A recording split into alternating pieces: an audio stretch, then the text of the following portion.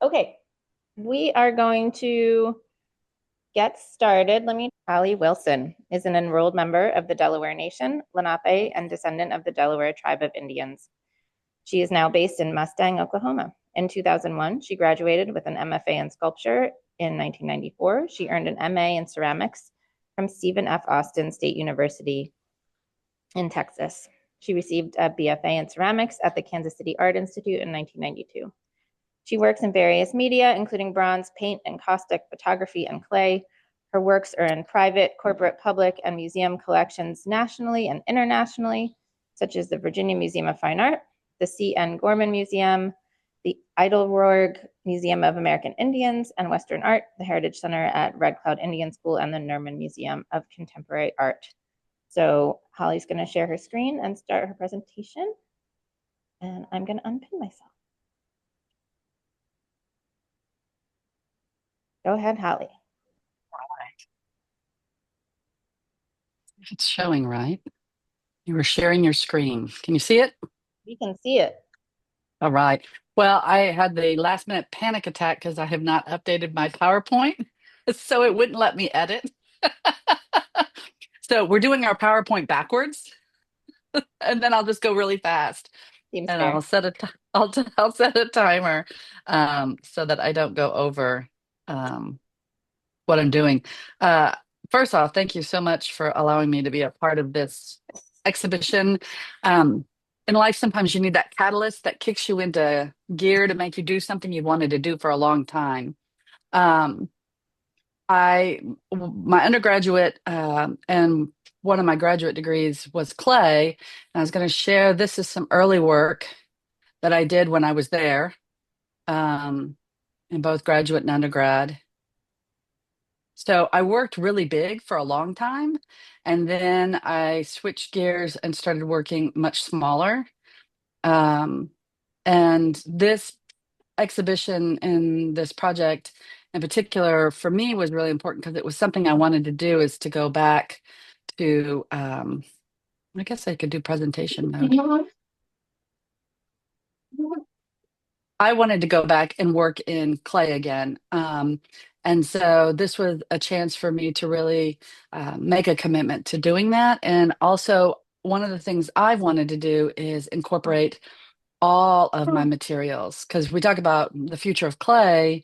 And for me, what does that mean? And for me, a lot of it has to do with incorporating multiple. This is a piece that's at Montclair Art Museum, incorporating multiple things together at one time. So in this piece in particular, there is a clay figure, there's a wood base, there's sterling silver for the bird, there's a piece of glass that was blown into a bronze branch, and within the body, all inside here are tiny shards of clay, of all the bags of clay I've collected over the years that I keep meaning to fire. Is everything okay, Jennifer? And Yeah. is it showing? Okay. Yeah. And then I wait and I don't do. And the bags of the clay was so beautiful that I'm like, oh, I have to use these pieces. So the body of this figure is filled with shards of clay that were fired from all different materials. And for me, they represent the idea of all these things that I wanted to make or things that my kids are talking about their stories, but also for the first time ever, I was able to go to a museum and see my own tribal clay work that I didn't even know, and it's ancestral. It's so far back. It's like between 400 and 900 AD, which I didn't even know we had clay. And because I've never seen it in life, I've never seen it in a museum. And so the little shards to me also represent all these things that are hidden within that we're not able to see. And so the glass blown piece, it makes me think of this idea of things turned into a lens and being able to see inside, but also this idea of something blowing out of the inside of this figure. And the branch is bronze and it's growing up through the figure. And then it's also created a space for this bird to sit who is sterling silver. And it's a scissortail flycatcher, who for us is the bird of Oklahoma. And so our people were originally in New York, New Jersey, Pennsylvania, and then were forcibly relocated over time all the way to Oklahoma. And then this is a piece of locust wood that I collected. And it's just such a beautiful thing. And it's one of the pieces I used for my Bloodline series Oh, because the way the center of it looks reminds me so much of the inside of a vein or your blood. So that's where this piece, all the little elements. And my son was telling me all the things he was excited about for college when I had picked him up for a visit recently. And this idea of this piece came to me when I was talking with him because he was just so full of light and all the things that he was going to do and the stories he was going to tell. And so that's where this piece is within We Are the Light. And so even though you have the sadness of things you've never gotten to see or things removed, you also have the shards that are the stories that will make something, because this clay was something that I kept meaning to and wanting to. And then finally, I got the opportunity to do. And then the figure itself is based off a small boy. And so that's what the form is. And so I'll kind of zip through some of the other pieces that kind of got me to here. So I started working in grad school in clay, but one of the things that was so hard about it is you'd break something and you're like, where's this piece at? Nobody move. Or it's so big it was hard to move. And so I slowly, this is my studio and my daughter. um, it was really hard to go through and try and figure out. And I'm just going to go through a bunch of images while I jab and talk. And so I eventually switched over to bronze casting. And it allowed me to have the freedom to create figures that stood on a really small foot and on a small branch. And through the work, you also see where I started incorporating wood and other materials. And that's where, for me, this idea of the future of clay is it's this idea of our children, which a lot of my work is based off of, but it's also more than just one material. When I was an undergrad, I would get in trouble because I was constantly mixing clay and then I'd paint on the surface. Like these are Crayolas that were sculpted and then cast. Or I would then do drawings on top of, but not in a proper underglaze pencil. And so for me, it's this idea of how can all these materials come together at one time to tell a story. And so all the work I do is always story derivative, and it's the material that I like to use that will tell the story. And so it becomes a part of the piece itself.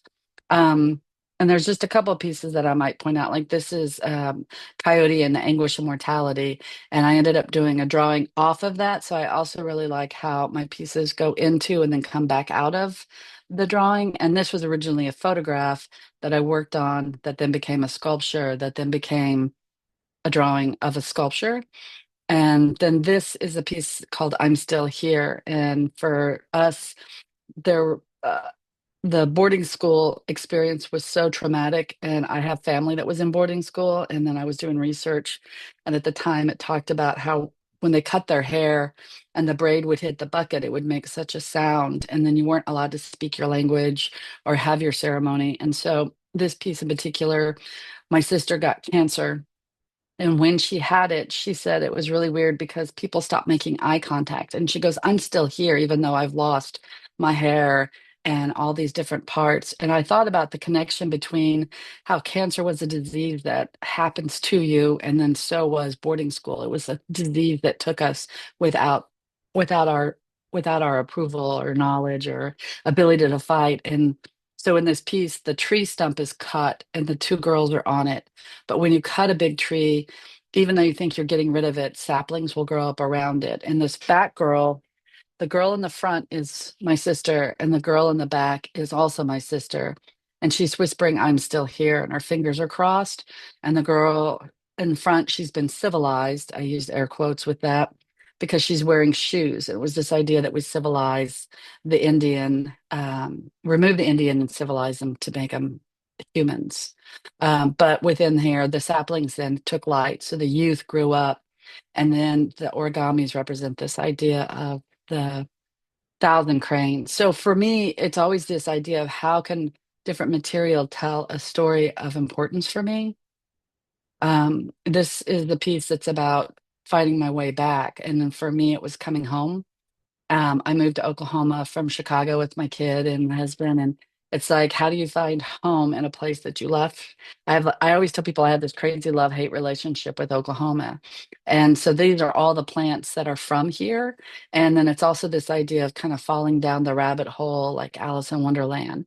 But a lot of my photography, originally I was a photographer when I went to school, and then it took a back burner to documentation. And then I started using photography to create pieces. And then my photography now is actually echoing the pieces that I'm creating. So it's also this idea of how things kind of go in cycles in and around who and what I do. Um, so I'm just kind of going through a couple of pieces. And I like the idea of multiples and small work because there's the intimacy of the piece, but then when it's all put together, it becomes this massive thing that is bigger than both you or me.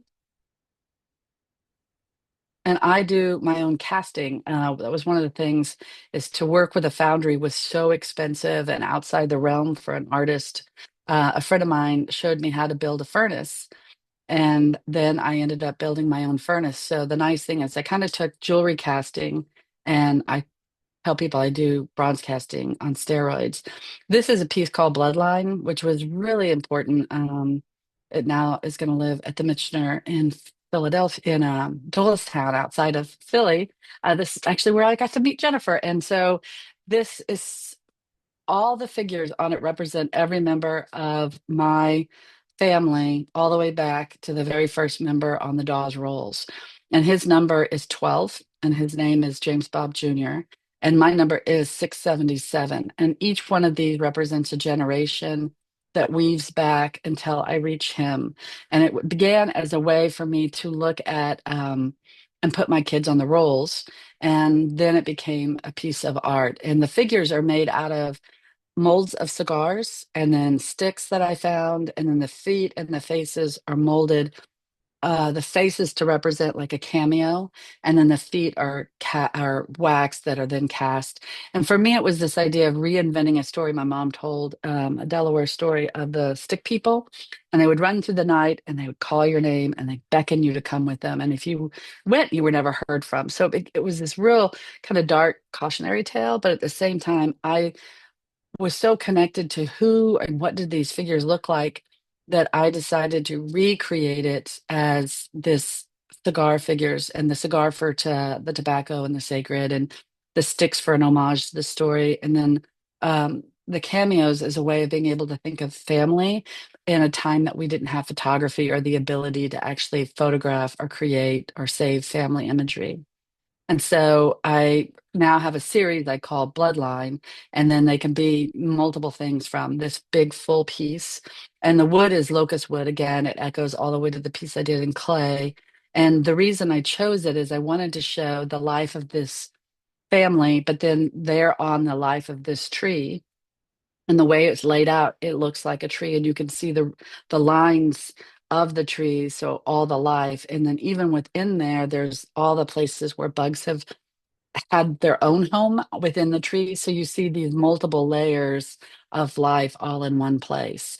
And I like, again, how the tree represents this beautiful, um, it looks like blood, like a slide of a blood line. So, and then let's see. And a lot of things are created because of stories like this. Should I Stay or Should I Go? Was my mother was in a coma, and she could come out as far as like her body, but she would never wake up. And so it was, should I stay or should I go? And it came to me while I was sitting there with her, waiting for her to decide whether she was going to stay or go. And the photos, I love to see how the photos weave in and out of the work. This was a photo I took of my daughter called Red.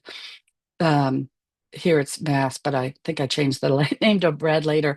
But it was this idea that she wanted to be Deadpool, and Deadpool's a quick talking, fast, sassy guy, and my daughter didn't talk until after 3. So I thought the idea of her wanting to be this person was powerful, but also then looking at the photograph, it was this idea that as a woman we have to hide a lot of who we are to be seen or to be heard, and so that became this sculpture later on. Masks are really big in a lot of the work I make because they represent the idea of identity. sometimes it's hard to do or be who you want to be because of multiple reasons. And so I create masks as a way that you put on a persona, and it gives you the strength to do or be who you want to be. And it's just kind of like an invisible totem that you can carry to have power. Some shots of my um, studio want to go, but all the same crazy equipment. I always laugh because I moved to places, and initially when I was making work, it was like, well, we'll just do the smallest space possible. And this is, of course, our we laugh calling it the meth lab because it looks so sad, and the kids are watching us pour bronze as entertainment. There's the meth lab. That was one of my early iterations. I'd roll this out of my apartment, and then people would walk by going, "What on earth are they doing?" But that's how you can pour bronze when you have no money. Um, and that's it. That's my that's my whole group there. And I got it down to 57 seconds. I don't know how, let's see, unshare my screen. Thanks, Holly. Sorry, you didn't hear the Thank you. clapping. I had it muted. Does anyone have any questions for Holly, either on Zoom or in person? Happy to take some questions now. What's next? What's next? What's next? At the very end of that presentation, which I don't think I showed, is glass. And so I have started the same method here. I'll real quick show the last piece, which was glass. I have started taking everything I learned from all these different materials. Um, Oop, that's somebody else. And started putting them into glass to tell even more story. So this is a piece that's at Montclair, um, Oh, we can't see which it. is, can you see it? No, we did, and then it went away. Oh, is it there now? No. Oh no. Oh. Oh, wait a minute. I forgot to hit share again. I hit your screen for share. Oh, got it. Okay. Is it there? No, that's so funny. Oh, there it goes. Yep, there it Oh, is. sorry. So Okay. this is a piece that's at Montclair, and it's called What Was, What Is, and What Will Be. And so I've actually started working into more installation works as well. So it's more than just one material. And this is shawl fringe that you would put on, like a shawl that you would dance at a powwow or with regalia. And I was asked how would I work with this piece that's was already at the museum and all the history of the museum and the colonial aspects. And my idea and my concept is that I'm both Native as well as white, and it's hard to hate half of yourself, and you can't divide yourself from who you are. And so this is a way of laying both my history and their history together. And so this is one part. And then the second part is these glass pieces that I've started doing. And it's called casting in the void is the method. And so I've created figures or pieces or found plants that I've pushed and made into glass, and they're actually hollow. And so then it talks again about this idea of both our presence, but our absence within a place that we were part of and started. And so glass is where I've started laying into. And so what's next is to be able to use both glass, bronze, clay, metal, wood, so that it's more of a full story, as well as using all the elements. And the elements being used are used to tell the story. And so for glass, it's the idea of a lens and what we see and what we don't see. Because I feel like a lot of the times it's the stories aren't told fully or aren't told at all. And so this way, I want to be able to use this as a way to be able to tell our history and our stories and things that are important to who we are, both then and now, and then in the future, like with our kids. Lovely. Oh, yep.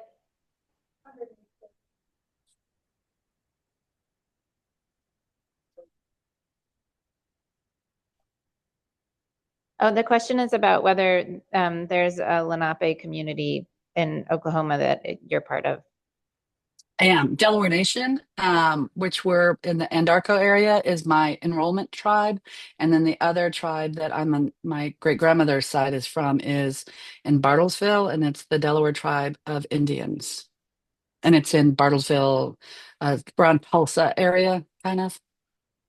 And it's actually Pennsylvania is the only state I'm not mistaken, that doesn't have a nationally, like a registered tribe, right? Well, there's only five federally recognized tribes, and one of them, two of them are in Oklahoma. Then there's five or four. Now I'm lost. There's a state recognized in New Jersey, and then the federal is in Wisconsin with the Stockbridge Munsee, and then there's one in Canada. So, and I think they're just the Munsee tribe of Delaware Indians. And then there's a couple that are state and becoming state, and then there's just ancestry. But that's a whole can of worms you never want to get into. Yeah, right. Exactly. But yeah, there are communities affiliations all over, right? Okay. Mhm. I think we have one question online. We have a minute or two more. Um, I don't know. Can you see the question in the chat, Holly? Oh, let me see. I'm curious about how your integration of materials relates to the seven generations. I actually don't know what the seven generations are. I I don't don't know. You either. got me. Dominique, we don't know we're not sure what you're referring to. But I was gonna ask about Yeah. in general, and you sort of answered the question I was formulating at the end when you were talking about all the different materials working together and how they kind of all represent different aspects of life and history and memory and culture. So maybe you could just say one more thing about like the importance of mixing the materials together. Yeah, so like a big one for me is bronze is good because it's a base, it's a strong base that things can be built with. But whenever I use like sterling silver, I'm using it because it's a precious metal. And so whenever I use it, it's actually referencing things that are precious in our life. Mhm. And a lot of times you'll see it as birds because they're considered things that are precious to you can also be a burden because you have to care for it. And though you love it, it is still, here's the burden of where's this, or how do I care for this, instead of it just being all this. So I look at material for that, like, and then clay is of the earth and it's the oldness of what it is. And then even within the color choice, is it a raw porcelain? Is it a black clay? Is it a red clay? So I think about the material to tell part of that story. Oh, she just added the seven generations stewardship is a concept of virgin current the humans who live in the seven certain. I don't know that, but now I'm gonna have to look it up and find out more because no, that I don't have that as part of what I do. But thank you for sharing that. I'm gonna actually screenshot that. I can always So send it later. Yeah, that's great. Okay, thanks so much, Holly. It's really wonderful. It was great to have you here in person for the opening, and yes, it's always nice to have your smiling face with us in the room. And we appreciate all the work you've done. So thank you. thank you.